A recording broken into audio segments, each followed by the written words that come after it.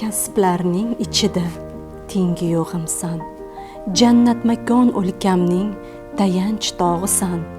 Yurtim darvozasi, vatanim oriq, bojxonam sen mening sharaf shonimsan.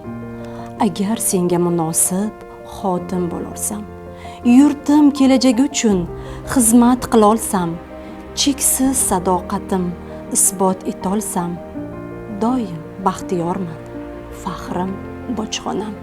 Tik oyoqda o'tsa-da qancha tunlarim, sog'insa-da yo'l poylab polaponlarim, qalbimda yurt mehri olovi bordir. Shu diyor omonligi faqat o'ylarim.